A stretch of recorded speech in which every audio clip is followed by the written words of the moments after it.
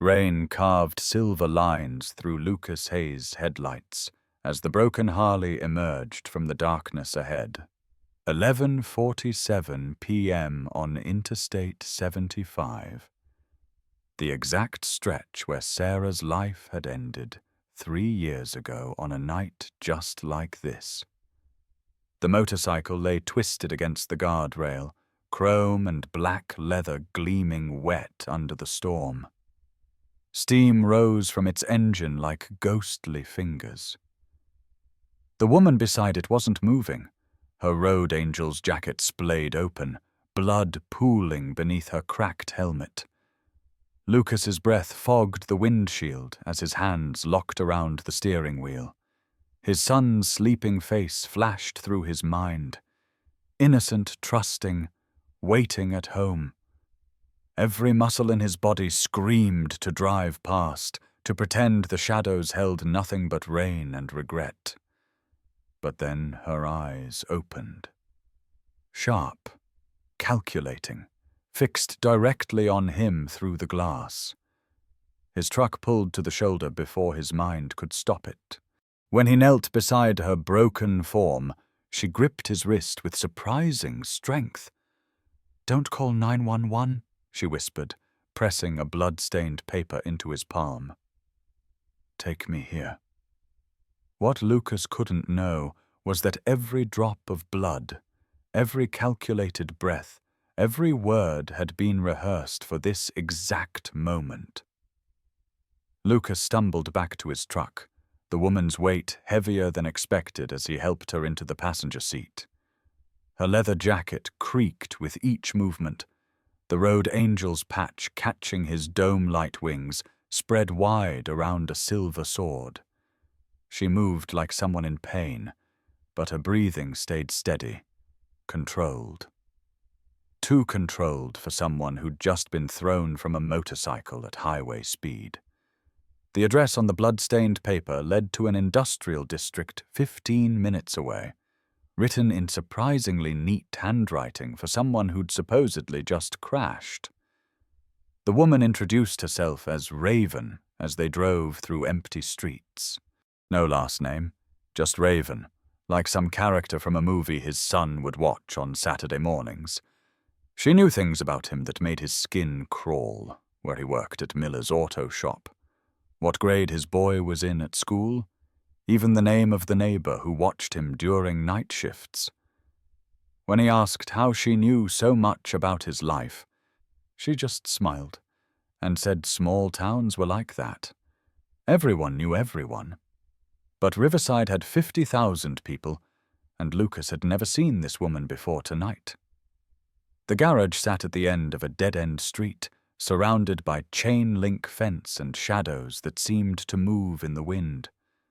An older man emerged from the building before Lucas had even turned off his engine, moving with the kind of confidence that came from expecting visitors.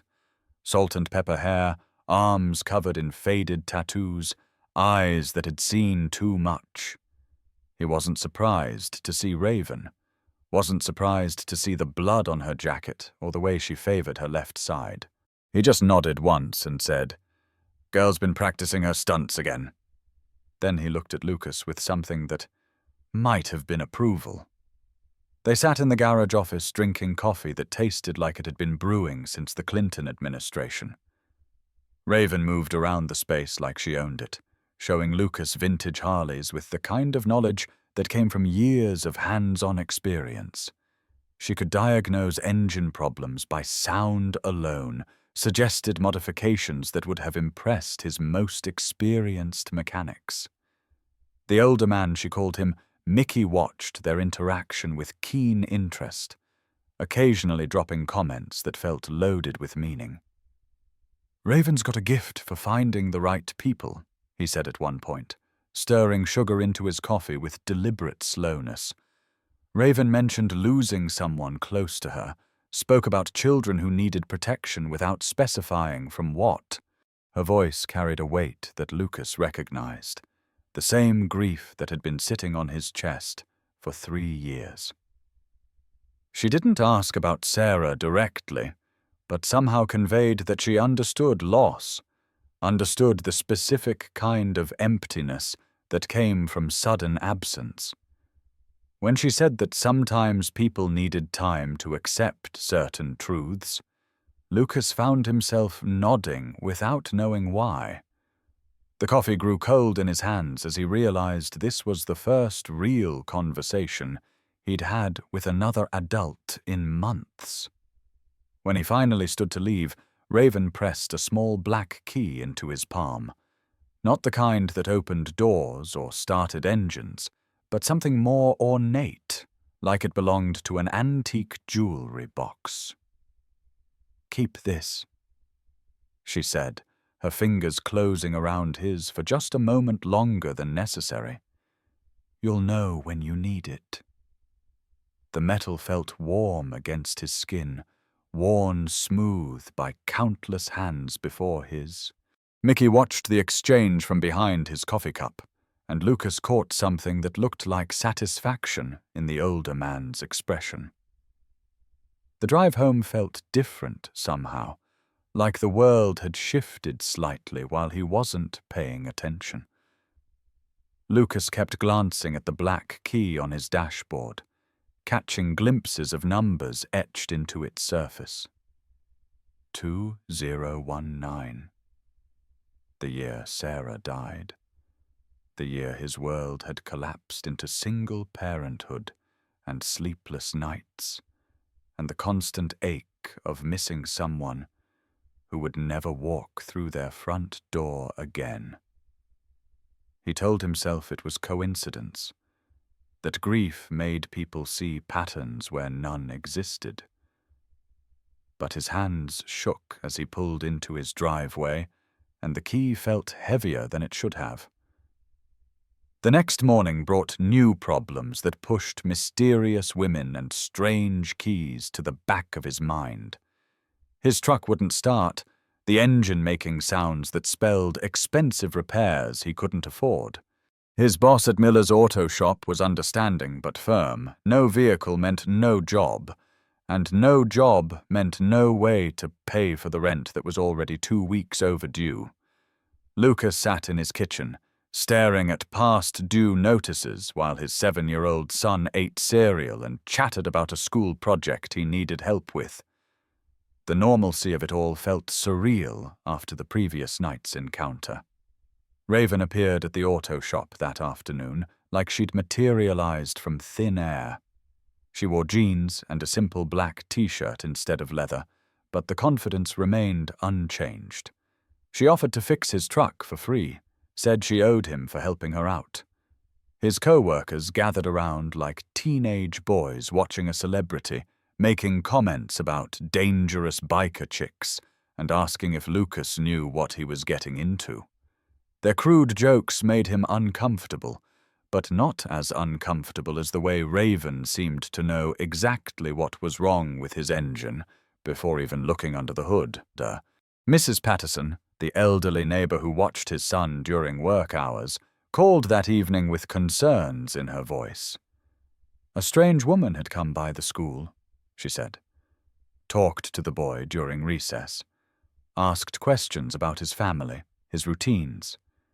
The school hadn't been alarmed because the woman claimed to be a family friend, but something about the interaction had bothered his son's teacher. Lucas felt ice form in his stomach as Mrs. Patterson described the woman.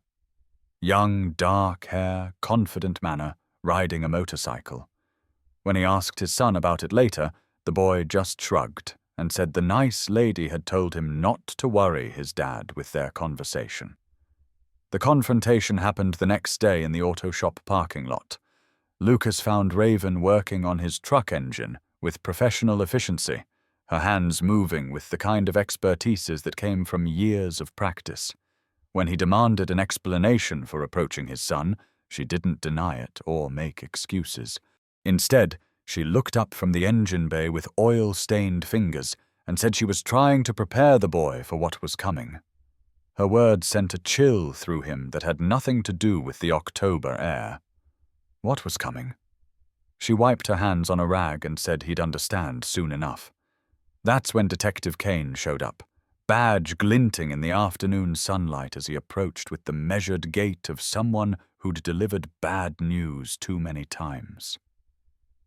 Cain had investigated Sarah's accident 3 years ago, had been the one to sit in Lucas's living room and explain that sometimes bad things just happened to good people. Now he wanted to know about Raven, about the Road Angels Motorcycle Club, about activities that might be connected to unsolved cases in the area. Lucas felt like he was drowning in implications he didn't understand, caught between a woman who knew too much and a cop who was asking the wrong questions. Cain's warning was simple but chilling. The Road Angels weren't just another motorcycle club, he said. They had connections to events that law enforcement was still trying to piece together, including incidents that might be related to Sarah's death. Lucas wanted to dismiss it as paranoia, but the detective's expression was too serious, too concerned. When Cain mentioned that Sarah's accident had been closed too quickly, that there might have been details overlooked in the initial investigation, Lucas felt the ground shift beneath his feet once again. 3 years of grief suddenly felt like 3 years of lies. The evidence appeared gradually, like pieces of a puzzle he'd never known he was supposed to solve. A woman's jacket in Mickey's garage that looked exactly like one Sarah used to wear. His son drawing pictures of a sister in black leather who looked suspiciously like Raven. The way Raven sometimes moved her hands when she talked, gestures that reminded him painfully of his wife. The black key with its meaningful date, sitting on his kitchen counter like an accusation. Each detail felt insignificant on its own, but together they formed a pattern that made his chest tight with possibility and terror. Raven's explanation came during a quiet moment in the garage, rain drumming on the metal roof while she showed him how to rebuild a carburetor. She and Sarah had been friends, she said, part of a community of people who understood the freedom that came with 2 wheels and an open road. She'd come to Riverside to fulfill a promise made to someone who couldn't make good on it herself. When Lucas pressed for details, Raven's eyes grew distant, and she said some promises took time to keep properly. Her words felt like riddles, designed to reveal just enough truth to be frustrating. The photograph changed everything. Lucas found it tucked inside a toolbox in Mickey's garage, a candid shot of Sarah and Raven standing beside a Harley-Davidson. But the woman in the picture looked younger than the Raven he knew, her face softer, less marked by whatever experiences had hardened her features. The timestamp showed it was taken 5 years ago, 2 years before Sarah's death. When he confronted Raven about it, she studied the image for a long moment before admitting that she wasn't just Sarah's friend. She was her sister. Her younger sister, who'd spent the last 3 years living with a secret that had nearly destroyed her. Mickey's comment about plans that took 3 years to complete suddenly made terrible sense. Detective Cain's investigation into the Road Angels took on new significance. The way Raven knew so much about his life, about his son, about the routines and habits that defined their small world. Even her presence at the crash site began to feel less like coincidence and more like careful orchestration. Lucas realized he'd been walking through someone else's design for weeks, making choices that felt like his own, but led exactly where they were supposed to lead. The trust he'd built with Raven crumbled and reformed in the space of a heartbeat. If she was Sarah's sister, why hadn't she come forward 3 years ago? Why the elaborate deception with the fake accident and the careful manipulation? What kind of promise required so much secrecy, so much pain? When he asked these questions, Raven's composure finally cracked. She turned away from him, shoulders shaking with emotion she'd kept carefully controlled until that moment. Because, she said, her voice barely audible above the rain on the roof. "Some truths are too dangerous to tell until you're sure the person hearing them can handle what comes next." His son's disappearance hit like a physical blow. One moment the boy was walking out of school with his usual aftercare group. The next he was simply gone. Mrs. Patterson's frantic phone call came during Lucas's shift at the auto shop, and he dropped everything to race across town. The school officials were apologetic but unhelpful. A woman matching Raven's description had signed the boy out using proper identification and paperwork that seemed legitimate. Security cameras showed his son leaving willingly, even holding the woman's hand as they walked to a waiting motorcycle. Detective Cain's voice over the phone was carefully controlled, but Lucas could hear the tension underneath. "They'd found the boy," Cain said. "He was safe, unharmed, at the old warehouse on the outskirts of town. But Lucas shouldn't come alone, and he definitely shouldn't trust anything he was about to see or hear." The drive to the warehouse felt endless. Every red light and stop sign, another moment his son spent in the hands of people whose motivations remained frustratingly unclear. The black key sat heavy in his pocket, its significance still a mystery, but its weight somehow comforting. The warehouse looked abandoned from the outside, but Lucas could see light seeping through dirty windows and hear the low rumble of motorcycle engines from within. The road angels had gathered in force 15 or 20 bikes arranged in a precise semicircle around the building's main entrance. Detective Cain met him in the parking lot, badge visible but weapon holstered, looking more like someone attending a planned meeting than responding to a kidnapping. When Lucas demanded to know what was happening, Cain just shook his head and said it was time for the truth. Inside, the warehouse had been transformed into something between a clubhouse and a courtroom. His son sat cross-legged on a workbench, completely unharmed, and drinking chocolate milk like this was the most normal thing in the world. Mickey stood nearby, still radiating that calm authority Lucas had noticed during their first meeting. Raven waited in the center of the space, no longer playing the role of mysterious stranger, but standing with the bearing of someone accustomed to command. The road angels surrounded them all, silent witnesses to whatever revelation was about to unfold. Detective Cain spoke first, his words cutting through the tension like a blade through silk. He wasn't investigating the road angels, he explained. He was working with them, had been for months as part of an undercover operation targeting a different group entirely. The Iron Wolves Motorcycle Club had been using interstate highways for drug trafficking, and they'd targeted Sarah 3 years ago when she'd refused to carry their packages.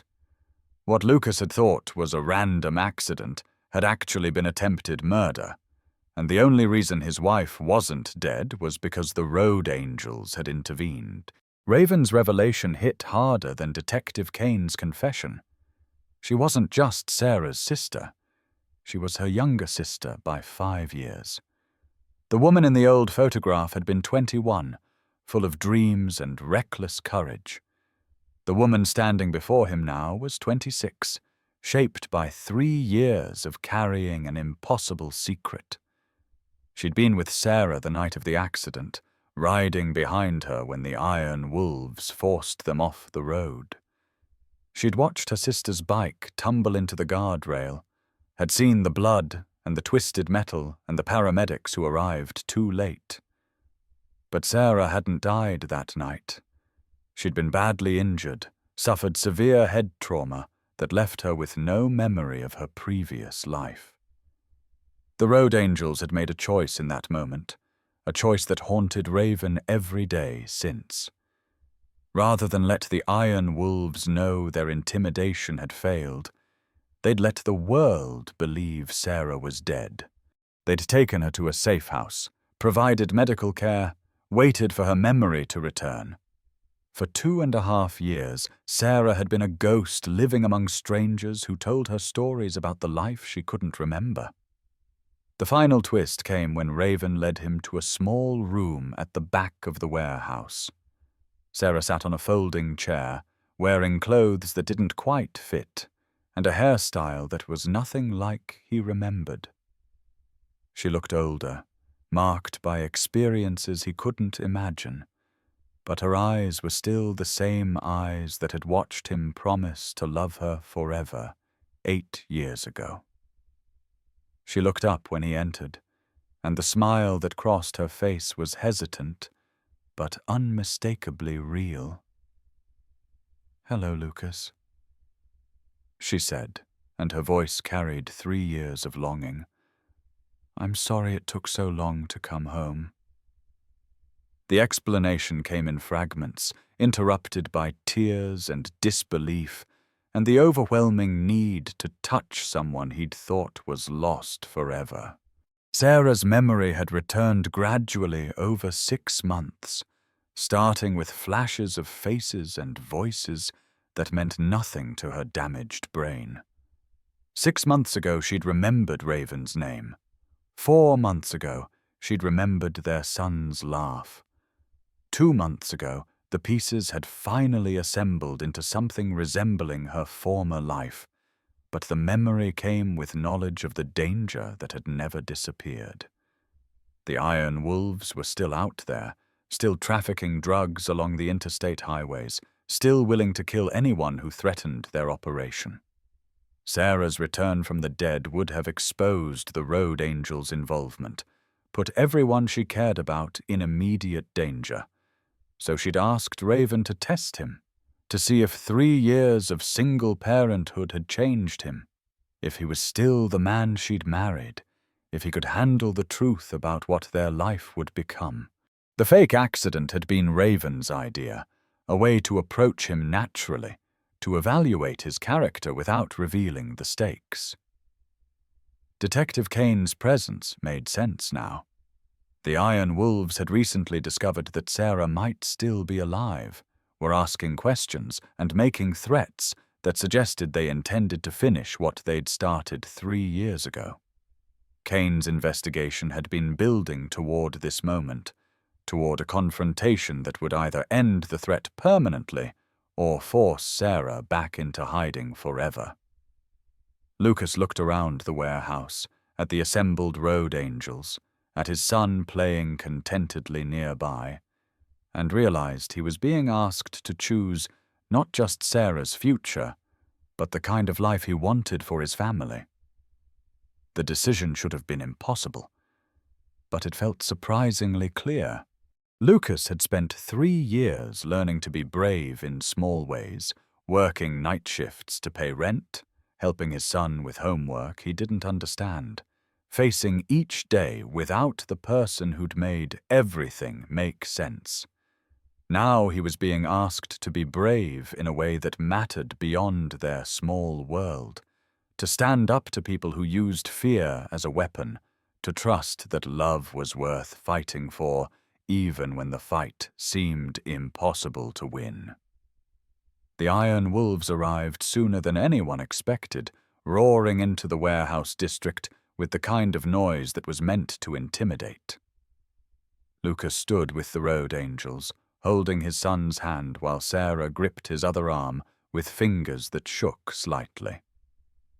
Detective Cain coordinated with backup units through a radio that crackled with tension, and Mickey distributed instructions with the calm efficiency of someone who'd been preparing for this moment for months.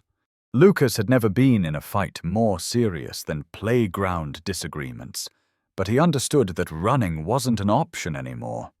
The confrontation lasted 12 minutes from start to finish, though it felt like hours in the living. Federal agents emerged from unmarked vehicles, catching the Iron Wolves in a coordinated trap that had been months in the making. The Road Angels had been cooperating with law enforcement all along, providing information and evidence that would dismantle a trafficking network spanning multiple states.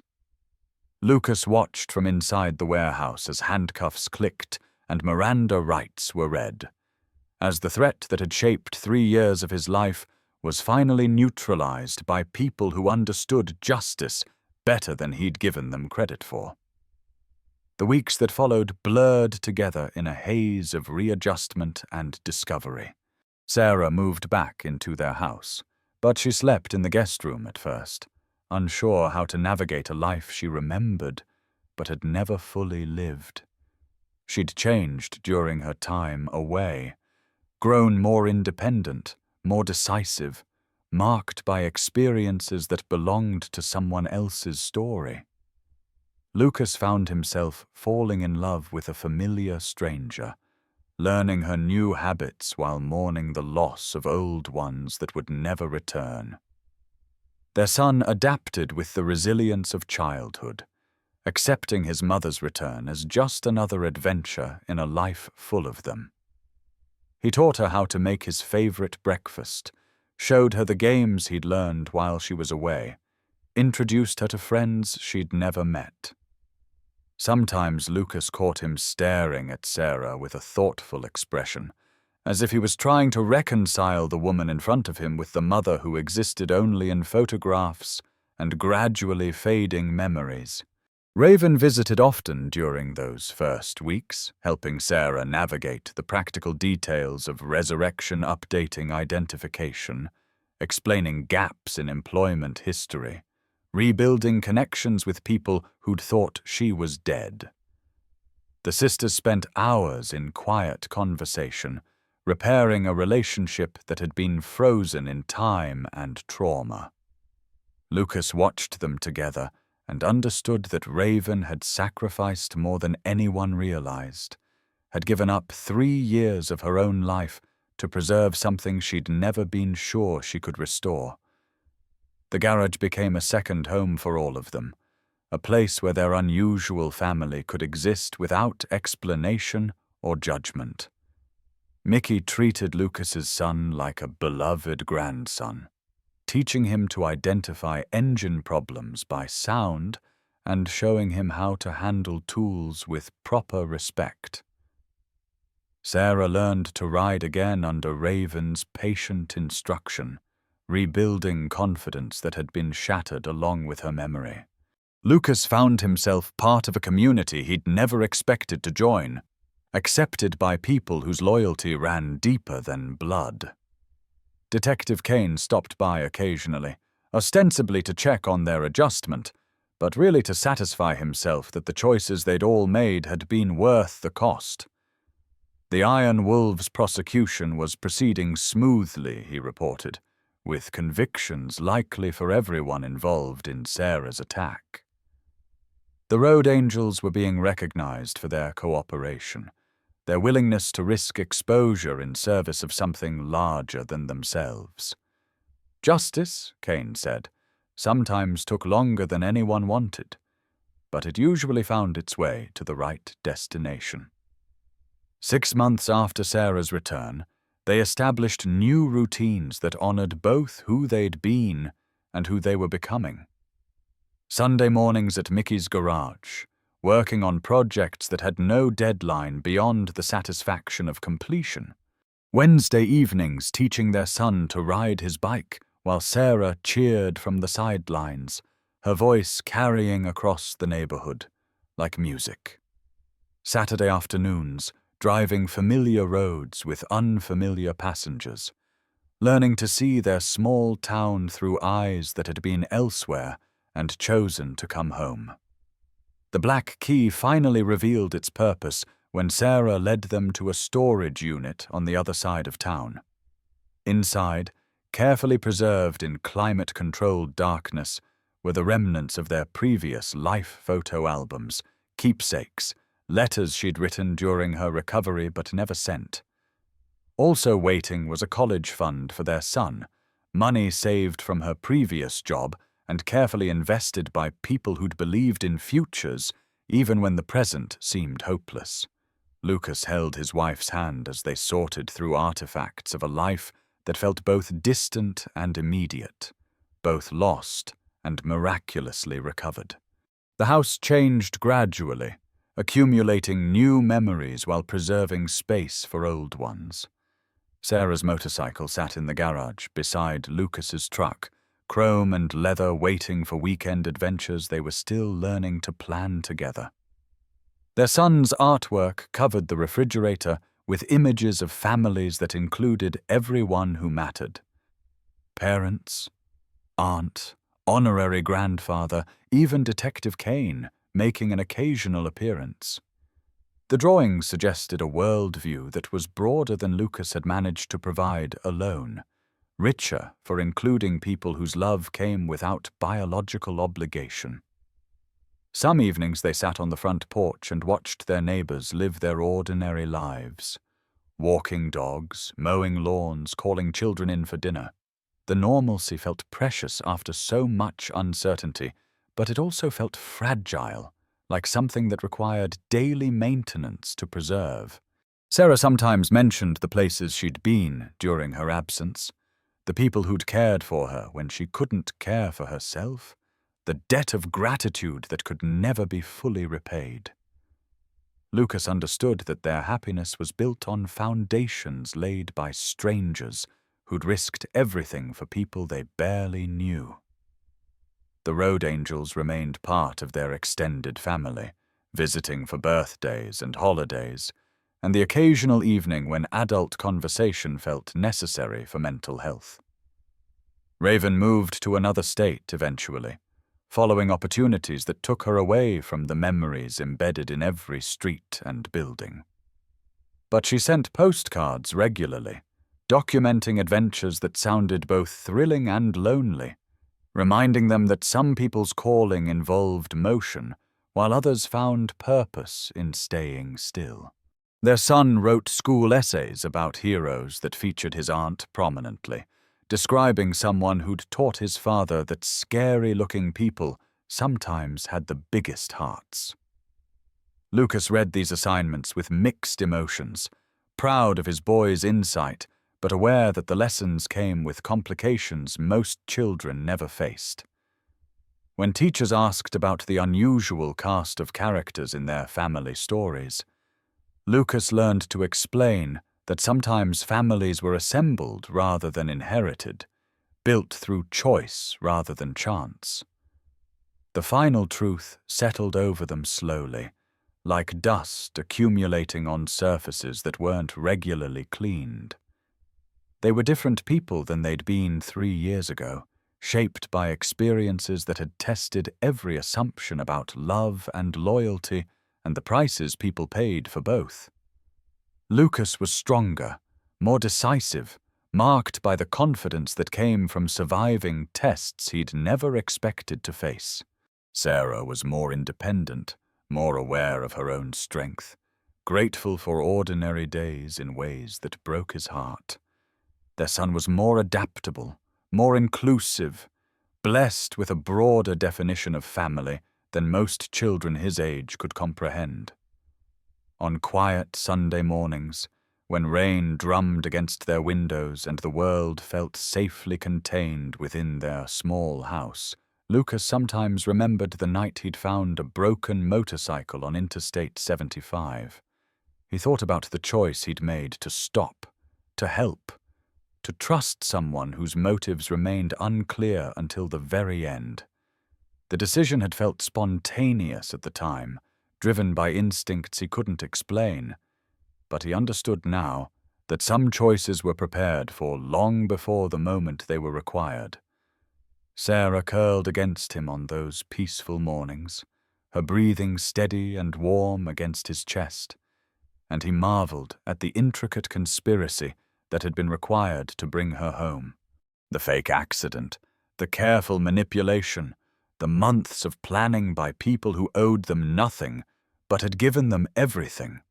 Raven's sacrifice, Mickey's patience, Detective Cain's professional courage, even the Iron Wolf's greed, all of it had been necessary to create the exact circumstances that allowed love to triumph over fear, family to overcome separation, truth to finally emerge from the shadows where it had been carefully protected.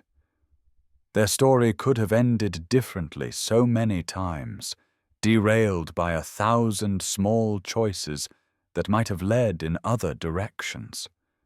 If Lucas had driven past that night, if Raven had been less careful in her approach, if Sarah's memory had never returned, if the Iron Wolves had been more persistent or law enforcement less thorough.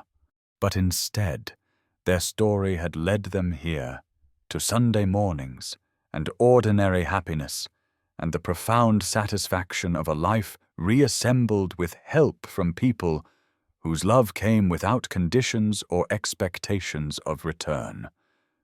The scar on Sarah's temple caught the morning light as she shifted in her sleep, a permanent reminder of the night their old life ended, and this new one began its long journey toward existence. Lucas traced the mark with gentle fingers, thinking about healing and time and the unexpected ways people found their way back to each other.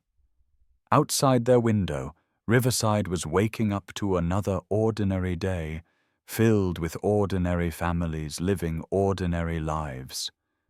Inside their house, an extraordinary family that had been built through patience and sacrifice, and the stubborn refusal to accept that some losses were permanent, was beginning another ordinary day of their own, grateful for the gift of normal and the people who'd made it possible.